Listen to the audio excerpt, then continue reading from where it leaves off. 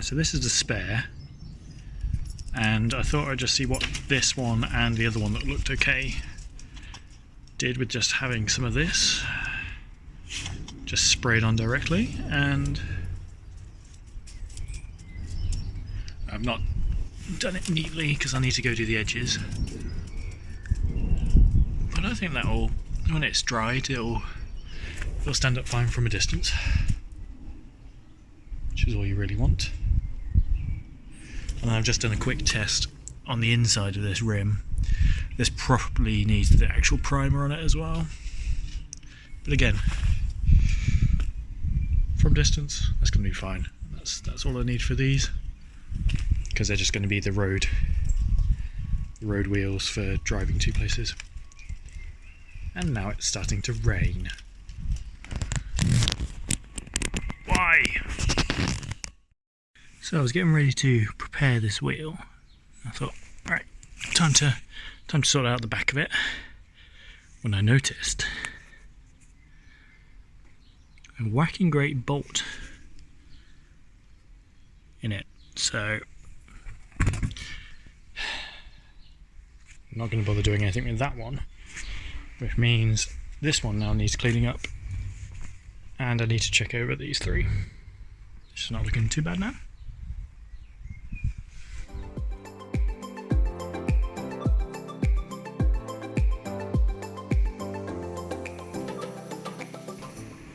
Of course, just when you need it most, the battery goes flat. So we'll do this by hand.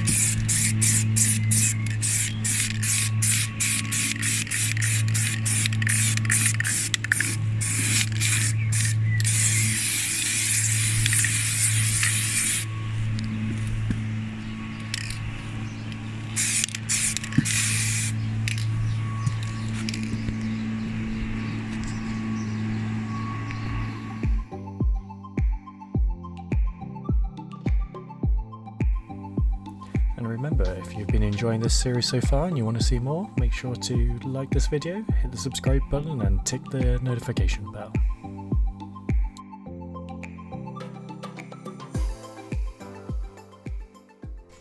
Right, so we've got the two less rusty wheels straight sprayed. The more rusty one has the etch primer on, and the battery's charged up enough to give this one a good old scrubbing. So that'll be next. Let it dry, flip everything over, do the other side. And a quick little spray on the back sides. These are the two good wheels. Again, no preparation on these ones beyond just a quick scrub and some brake cleaner to clean off all the grime. I think these two are actually going to have to go on the back because they're mismatched tread. So that's how it looks now. Have a look before paint, you can still see some of the original black paint on there. And these two now have to sit for 24 hours to let the primer sit in. Throughout here we'll give these nuts a good old clean as well. So first up, give them a brake cleaner and soaking it for a bit. And then we'll give them a wipe down and see how they go. It's done okay, it's cleaned up some bits, but obviously these bits that have been on the outside aren't really good, so I think we'll give it a swish with some acetone and see how that goes.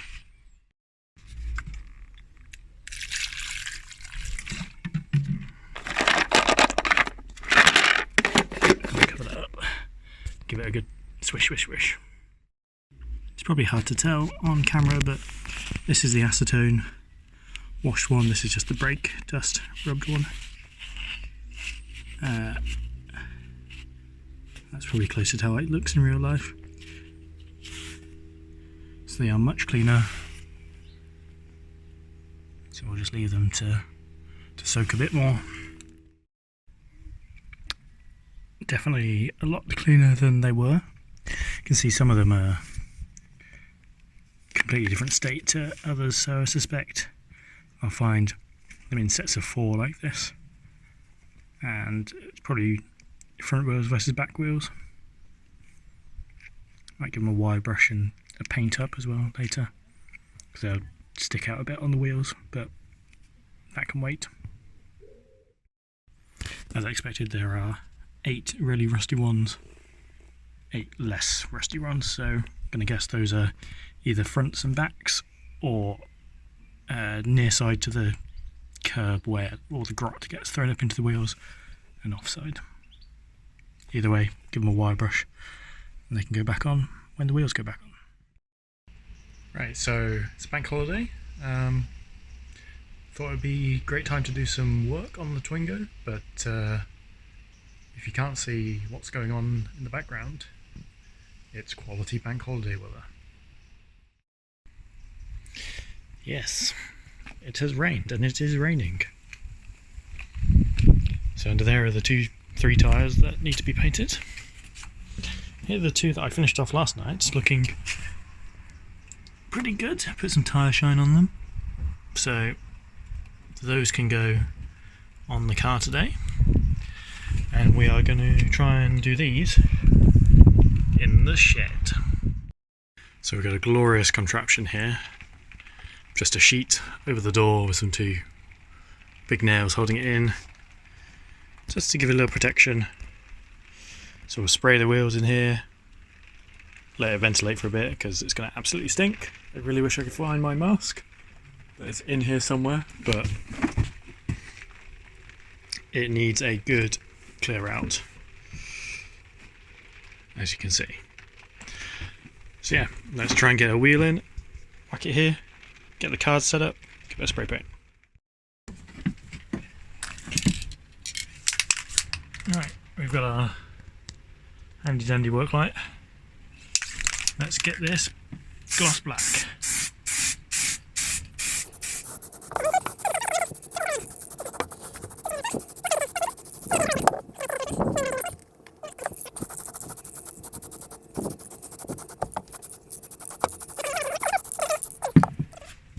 Because it's hard to tell what's actually still grey primer and what's still etch. Right, let's vacate the area.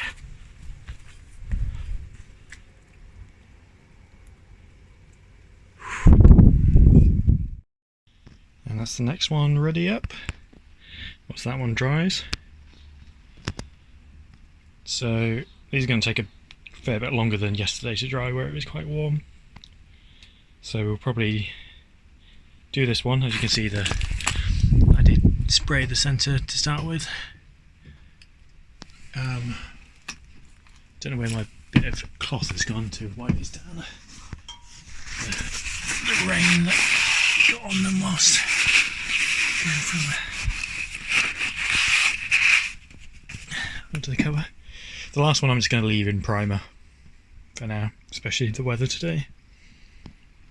And then we'll have 4 to put back on the car, take off its axle stands, hopefully, once the service is done. So we might try and do that today, but given the weather, don't know. We'll definitely get the air filter done. We'll see about the oil and the fuel. Let's squirt this. Right, so we are inside the Twingo, and you might be able to hear it is still raining. So we're going to try and do the air filter.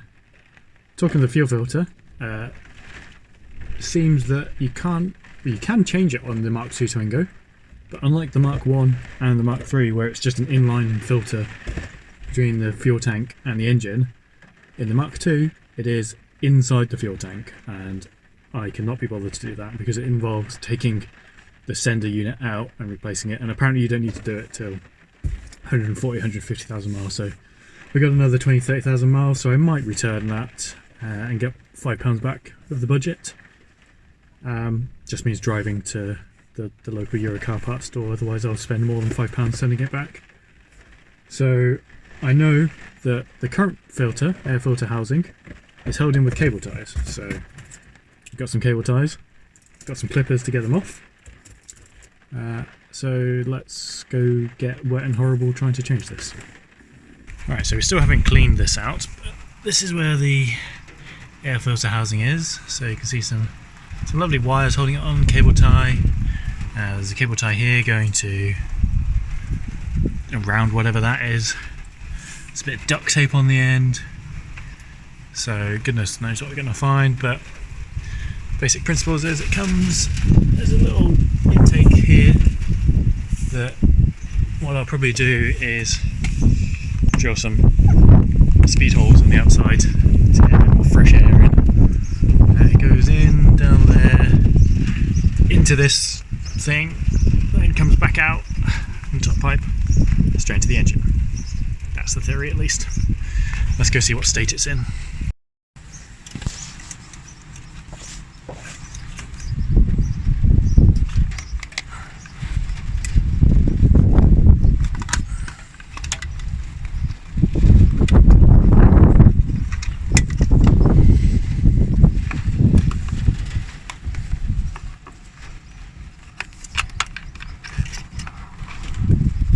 This is awkward. Doesn't look like it's being cleaned for a while. It's a bit grotty. And something is stopping it from coming out. I can't quite see what it is.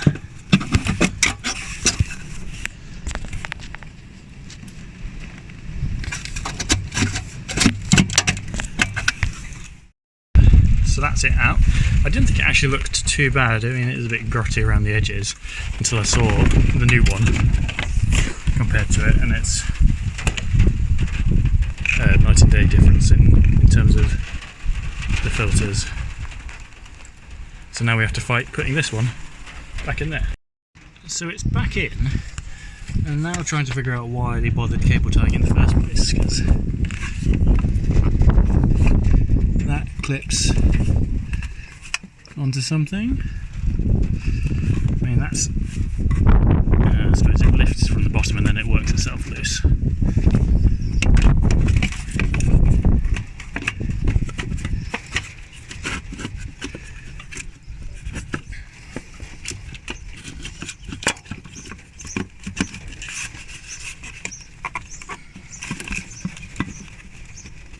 Twist.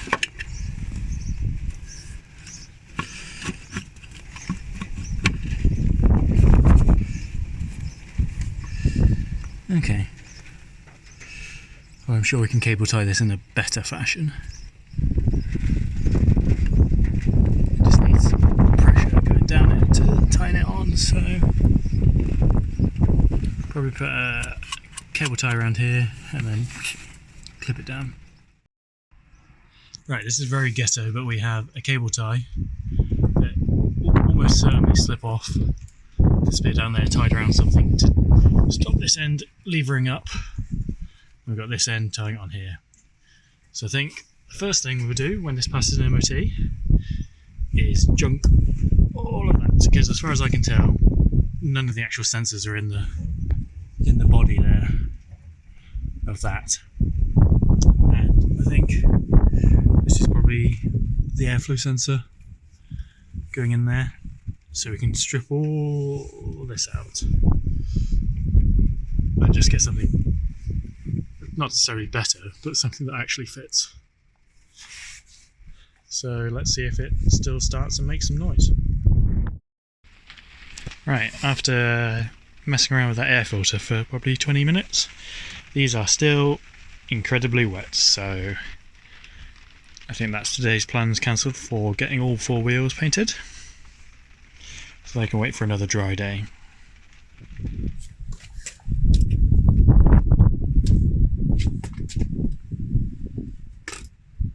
so it is not getting nicer, the weather, so I'm not going to do the oil change, but I'm going to put the wheels that I have painted back on, and I'm going to do this side because the other side I need access for the filter, so I'll do it with the lugger gun first and then torque wrench to finish.